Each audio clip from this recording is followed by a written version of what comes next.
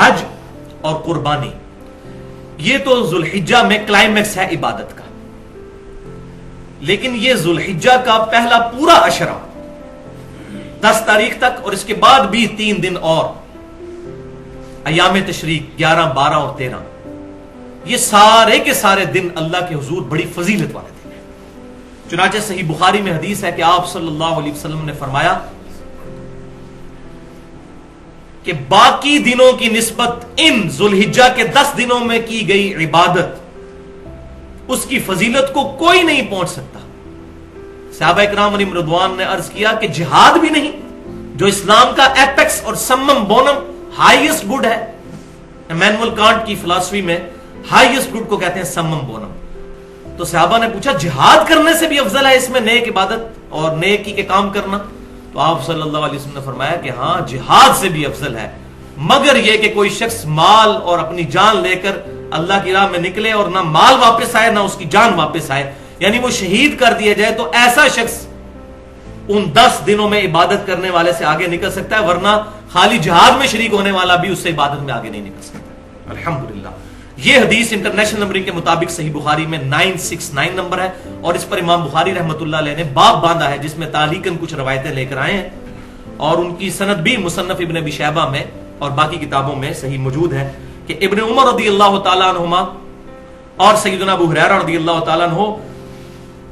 ذوالحجہ کے ان 10 دنوں میں بازار کے اندر بھی تکبیرات پڑھا کرتے تھے، اللہ اکبر اللہ اکبر، لا الہ الا اللہ واللہ اکبر، اللہ اکبر وللہ الحمد۔ اور پھر امام بخاری لے کر آئے کہ امام محمد باقر رحمت اللہ علیہ، جو سیدنا حسین رضی اللہ تعالیٰ عنہ کے پوتے ہیں، امام زین العابدین کے بیٹے، وہ نوافل نماز پڑھنے کے بعد بھی یہ تکبیرات پڑھا کرتے تھے۔ فرض کے بعد تو پڑھنی ہوتی ہیں ایام تشریق میں، وہ آگے آ بھی رہی ہے۔ تو یہ تکبیرات جو ہیں اللہ اکبر لا الہ الا اللہ واللہ اکبر، اللہ اکبر وللہ الحمد، ان تکبیرات پر اہل سنت اور اہل تشیع کا اجماع ہے کہ یہی تکبیرات ہیں، اور اس کی تائید میں مسند امام احمد میں بھی یہی سی صحیح بخاری والی حدیث ہے کہ ان 10 دنوں میں اعمال کا ثواب جو ہے وہ جہاد سے بھی بڑھ جاتا ہے، اور 7 الفاظ ہیں کہ آپ صلی اللہ علیہ وسلم نے فرمایا کہ ان 10 دنوں میں کثرت کے ساتھ اللہ تعالیٰ کی تحلیل، تکبیر اور تحمید بیان کرو۔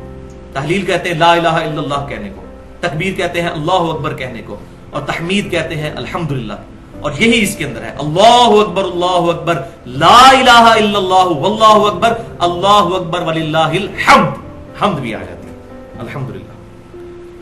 اور یہ جو ایام تشریق ہیں 10، 11، 12 اور 13، 4 دن،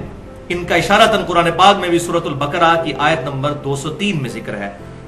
وَاذْكُرُوا اللَّهَ فِي أَيَّامٍ مَّعْدُودَاتٍ، اور اللہ تعالیٰ کی یاد رکھو ان مخصوص دنوں میں۔ اور اسی کے کانٹیکسٹ میں امام بخاری 969 نمبر حدیث میں لے کر آئے کہ ابن عباس رضی اللہ تعالیٰ عنہ کہتے ہیں کہ ایام معدودات سے مراد ایام تشریق ہے۔ اور مصنف ابن ابی شیبہ میں ہے کہ سیدنا علی رضی اللہ تعالیٰ عنہ 9 ذی الحجہ کی صبح سے لے کر 13 ذی الحجہ کی مغرب سے پہلے تک یہ تکبیرات پڑھا کرتے تھے، جو الحمدللہ اہل سنت اور اہل تشیع کے ہاں یہ اجماعی مسئلہ ہے کہ حج والے دن یعنی 9 ذی الحجہ، اب حج سعودی عرب میں جب ہوتا ہے ہماری یہاں پر 8 ہوتی ہے، ہم اپنے اعتبار سے ہی بات کریں گے، شب قدر بھی یہاں کی ہوگی، 9 ذی الحجہ بھی یہاں کی، تو 9 ذی الحجہ سے لے کر 13 کی شام تک الحمدللہ اہل سنت کے ماننے والے تینوں گروہ، بریلوی، دیوبندی، اہل حدیث اور اہل تشیع بھی یہ تکبیرات فرض نمازوں کے بعد پڑھتے ہیں، ایک دفعہ کم از کم بلند آواز سے، اللہ اکبر لا الہ الا اللہ واللہ اکبر، اللہ اکبر وللہ الحمد۔ اور بھائیو انہی عبادات میں سے ایک عبادت ان 10 دنوں میں بہت فضیلت والی وہ ہے یوم عرفہ یعنی 9 ذی الحجہ کا روزہ، جو صحیح مسلم میں حدیث ہے کہ آپ صلی اللہ علیہ وسلم نے ارشاد فرمایا کہ میں اللہ سے امید کرتا ہوں کہ 9 ذی الحجہ کا روزہ 2 سالوں کے گناہوں کا کفارہ بن جائے گا، 1 سال گزرا ہوا اور 1 سال آئندہ، الحمدللہ 2 سالوں کے گناہ کا کفارہ 9 ذی الحجہ کا روزہ بن جائے گا۔ لیکن یہ گناہ ہوں گے صغیرہ، کبیرہ گناہ صرف توبہ سے ہی معاف ہوتے ہیں، اور اس پہ میں نے ٹیکنیکل گفتگو کی ہے اہل سنت پاک .com پر، تقریباً 50 منٹ کی گفتگو ہے، مسئلہ نمبر 18 کے نام سے گناہ کبیرہ اور توبہ کا بیان، جس میں نے دلائل دی ہیں صحیح بخاری اور صحیح مسلم سے کہ جب کبھی بھی گناہ معاف ہونے کی بات ہوتی ہے اس سے مراد چھوٹے گناہ ہے، کبیرہ گناہ صرف توبہ سے معاف ہوتے ہیں۔ تو یوم عرفہ کا روزہ صرف غیر حاجیوں کے لیے ہے، کیونکہ صحیح بخاری اور مسلم کی متفق علیہ حدیث ہے کہ آپ صلی اللہ علیہ وسلم نے یوم عرفہ کا روزہ خود نہیں رکھا تھا، کیونکہ آپ حج کی حالت میں تھے۔ صحابہ نے آپ صلی اللہ علیہ وسلم کو مشروب پیش کیا تو آپ نے اعلانیہ طور پر پیا، تو صحابہ کو یہ بات پتہ چل گئی کہ آپ صلی اللہ علیہ وسلم کا خود روزہ نہیں ہے۔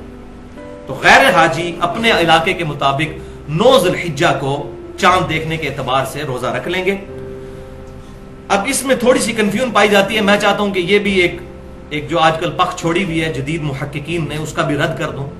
کہ بعض لوگوں نے یہ بات مشہور کر دی ہے کہ ہم سعودی عرب کا جو 9 ذی الحجہ ہے یوم عرفہ اس کے مطابق یہاں روزہ رکھیں گے۔ تو میں یہ سمجھتا ہوں کہ یہ تعلیم کی کمی ہے۔ اس کی وجہ یہ ہے کہ آج سے 30-40 سال پہلے تک ہمارے فرشتوں کو بھی یہ بات نہیں پتا تھی کہ سعودی عرب میں کس دن عید ہونی ہے، کیونکہ کمیونیکیشن ہی کوئی نہیں تھی۔ تو 1400 سال سے مسلمان اس فضیلت سے محروم ہے کہ وہ 9 ذی الحجہ کا روزہ ہی نہیں رکھ سکتے، ان کو پتہ ہی نہیں چلے گا۔ اب موبائل آیا نا سامنے، تو 1400 سال سے مسلمان اس فضیلت سے محروم ہے۔ یہ پہلا جواب۔ دوسرا یہ جو الزامی جواب ہے، جس کو ہم لاجیکل جواب کہتے ہیں فلسفے کی لینگویج میں، اور میں نے پنجابی میں اس کے لیے تھوڑا سخت لفظ رکھا ہے، لیکن وہ میں ٹرانسلیشن کے طور پر جو پنجابی ہے وہ پسند کرتے ہیں پکی الزامی جواب، وہ یہ ہے کہ اگر یہ منطق مان لی جائے کہ سعودی عرب کا جو ہے وہ 9 ذی الحجہ یا یوم عرفہ دیکھا جائے گا، تو امریکہ کے اندر رات ہوتی ہے جب سعودی عرب میں دن ہوتا ہے۔ امریکہ میں قیامت تک یوم عرفہ پھر کبھی نہیں آئے گا۔ کیوں؟ کہ جب سعودی عرب میں دن ہوتا ہے امریکہ میں رات ہوتی ہے۔ وہ اتنا زیادہ گھنٹوں کا فرق ہے کہ کبھی بھی یوم عرفہ قیامت تک امریکہ میں نہیں آئے گا۔ اور پلین ٹروتھ میگزین میں موجود ہے، پاکستان میں جیو کو انٹرویو دیتے ہوئے 2007 میں کلنٹن نے